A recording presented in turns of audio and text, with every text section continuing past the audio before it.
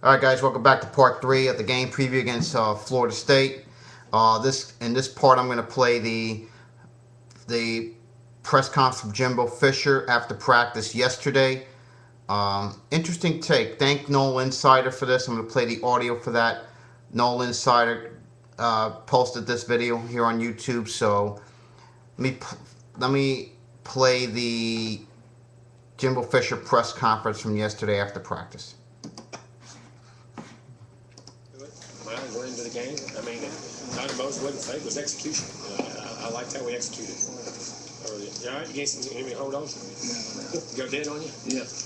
Now look at that. Now what if I went to the game without a play sheet? Hey, look. I got back up here. No, it was good. I was pleased with that. Really was. We executed well, and the energy level was good, and focus was pretty good. I liked it. We learned how to practice. We'll continue to grow as a practice team anyway. All these guys asked, but obviously, good look at Daco today and how he did practice. Yeah, practice. Really. Took every rep. In practice. So, yeah, just keep getting his treatment. Wait till Thursday to see. Yeah, we'll wait till Thursday. But he did fine today. Really did. Certainly promising. Yeah, I mean, I hope so. I mean, you never know. With injuries like that, you never know. You know what I'm saying? But this time, no, he didn't go very much. He did some, but not a lot. A little more tender. I mean, I make sure I wanted to. I'd be interested tomorrow. We're thinking tomorrow is a target day guy. I thought he could. We'll see what happens. No, this came up yesterday in the press conference, but in terms of recruiting, how big are rivalry games in terms of swinging one way or the other? They're obviously big. I mean, because you're battling for the same kids over and over, but I don't think it makes or breaks it. I don't mean to say that, but you want to win it, and I think it does give you an advantage, and it does give you some leverage, but I mean, you have to ask the kids more than that, I guess, more than you do us. But it does have an impact. I mean, it does have an impact, especially us because South Florida has so many good players down there, just continually, and you always it's in our state and it's farther away, so you have to get down and recruit, and it does give you something. Hopefully, if you can win the football. What's been the key about reestablishing you guys down there? I think we've got a lot of guys that have recruited there before, that have relationships, that know guys, and then the persistence of recruiting. I mean, recruiting, just like in sales or anything else, it's persistence and showing up and having a plan and showing them what their plan is for the young man and for school and life and ball and being persistent in your job and building relationships. I mean, I think that's the key in all recruiting, no matter where you go. How much of a fence do you think Miami has around that whole area? They always have. They get their share of them now. I mean, that's why they're so good, and the large majority of their players come from South Florida. I mean, they do a great job of it. But the other thing about it is there's so many players in Florida that they can't take them all. And every now and then, one doesn't want to go there. I mean, that's just like here. I mean, every now and then there's a guy in Tallahassee who doesn't want to go to Florida State. You know what I'm saying? I mean, that's just human nature. But they do a good job of it. They're really good. 3 or 4 top corners are from South Florida. I'm sorry? 3 of your top 4 corners are from South Florida, right? They really are. Yeah, exactly right. So, it's a good point. Yeah, well, we saw what special teams can do for a team last night.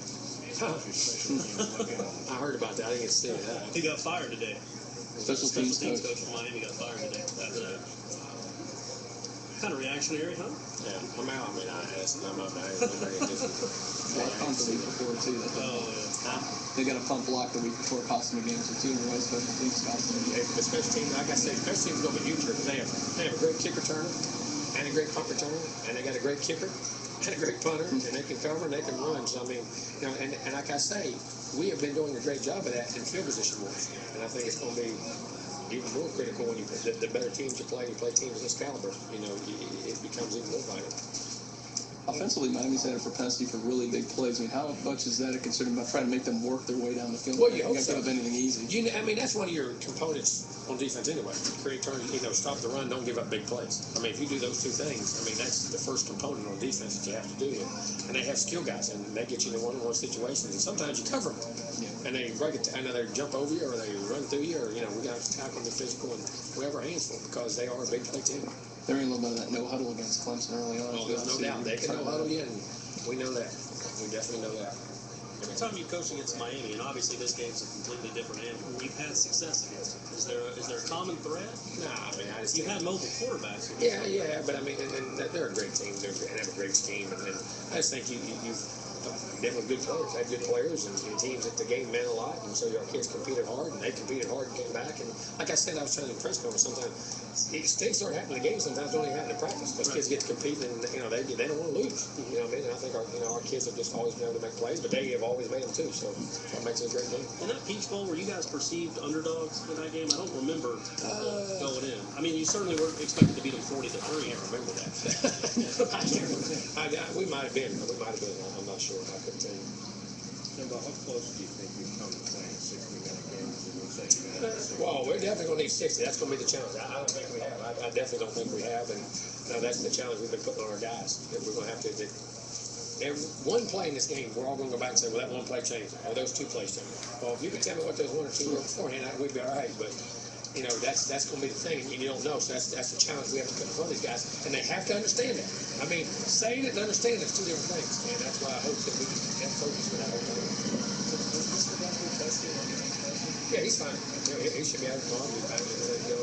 He did all his reps today. Trying to get hit. I mean, because you can tell when the guy's running and John usually have headaches or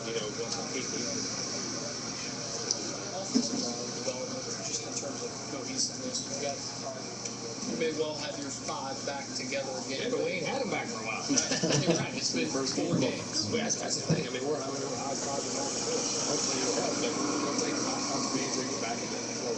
Have you been impressed though how you've been able to plug it? Yes, there have been missed assignments here and there, but that you've been able to plug it and still be efficient offensively in a lot of areas. Because we practice that.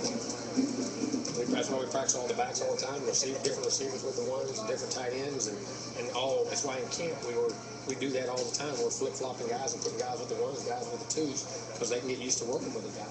And I mean, as far as their effort, I am, but it doesn't surprise me. And I'm not saying it because we had a crystal ball, but I mean that's just the way we try to do things. Because you have to plan for those rainy days. But our guys have done a good job of it. 2 years ago, Connor's speed surprised me, didn't it? I mean, that was kind of his coming out. Yeah, I guess it was. I don't know if it surprised him, but he had a good day down there running. Yeah. I mean, but that was his first time where he really showed that speed, I think. Do you think that caught him off guard a little bit? No, I just think we blocked well, and just competition in the game. I mean, they face fast guys. I mean, just the scheme of the day. I mean, that just happened to be the things we were working at. And that wasn't necessarily a plan going in. I mean, we knew we'd do a little of it, just the other things that happened to work, and we still do it. So. You know, when you watch a Belichick team practice, they practice situations every day. Yeah. Do you practice situations every day? Every day. Some kind of first down, second down, red zone, goal line, third down, clock's running. I mean, short yards goal. I mean, every day. You have to be, like I say, football is such a situational game. And it gets back to my point that you can play great, play situations bad and lose, play average, play situations well and win. I mean, so you got to understand it. We try to get them as many as we can. Have you seen Dossie's highlights from that 90 Miami game? Yeah, I watched the game. I mean, that was one of the best games I've seen. Wonder if he can suit up. Yeah, I was going to say. I don't know about that. We can bring him back, suit him up. That'd be nice. 20 years later, I don't know if he get that same highlight again. Probably when he did that separation. He did play. He played a phenomenal game down there, really well. Yeah, maybe he needs to show it to our guys. That's what I was going to say. Show it to the receivers, man. I'm doing a thing on James. Obviously, it's from Miami, James Cole. How has he evolved into the new role he has? Obviously, you're handling a lot of the offense. Well, no, he does a lot of things. I mean, it is, but James understands our offense. He can script it, call it, and do it. And he understands the big picture of things and understands protection and why you do things. And, he's a big picture guy. He really gets it, and he's done a great job for us. I mean, he's like I say, if I get caught up in something, I say, James, I want to do this. No more move, we get it done. And he goes right in. Come back, hey, look at that, give me some ideas. You know what I mean? If I ain't had time, give me, he does a great job of that. And he gets the big picture of what we're trying to do. Was it very sharp? Was it a pretty quick decision for you to name him the offensive coordinator? Obviously, Dawson. I thought about it, but just knew. I mean, I thought he did a good job. I mean, and he got the big picture, and he'd been around me a long time, and really understood. And I just thought it was a natural fit. First impressions of him as the high school coach out of Miami when you first met him on the recruiting trail. Very intelligent, very people-oriented. He's a great person. Communicate very well with you. Got along with all kinds of different hard worker, had a plan for those guys. Wasn't trying to coach just to get through the day. He was trying to win the game when he coached. You see how he coached, the passion he had, and then what he was doing. He was very sharp. I mean, he caught my eye, out there as I was watching him practice and how he did carry his business. And Mark, said one day if we get a chance to get a guy like that in our GA or get him going, we'd love to have him. How can it work out? Unlimited energy. Yeah, he really does, and very intelligent. A couple things I take from that. Number one, you might see Dalco in this game. We don't know what that. My guess is we'll prepare. Our defense is preparing as if we'll see Dalco in this game. Recruiting. He mentioned something on recruiting that this is a big game from a recruiting perspective. Let's make no mistake about it. A lot of recruits are going to be at this game at Sun Life on Saturday night. We have got to make a statement in this game. And you know Florida State will be trying to do the same thing. Interesting he doesn't remember the 2005 Peach Bowl when Fisher was the offensive coordinator and we got our butts kicked 40-3 by LSU. And he said something about Lawrence Dorsey. He talked to Lawrence Dorsey. He saw the 90 game he had against us. He had a big game against us that day, and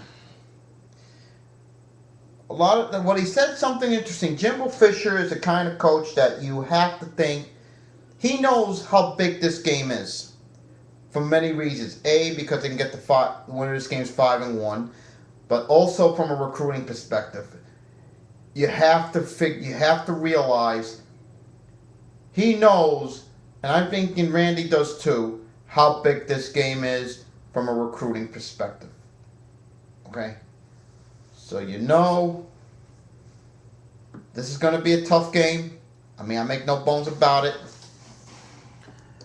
I think in the end, we'll make just enough plays to win this game.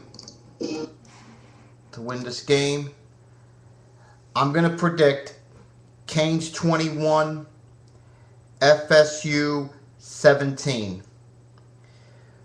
I will be back on my regular Ustream channel on Sunday morning at 11 o'clock, so you can find me on my Ustream channel. If you go to ustream.tv, you'll see the same name, Canes 998. I hope to see as many of you there on Ustream as possible. I do it live from about 11 o'clock. Chat room opens. You could talk live at 11:10. That's when I'll open the chat room. We'll get your thoughts on the game. Hopefully give out some game balls, and I'll give out a report card. So I will see you guys on Sunday.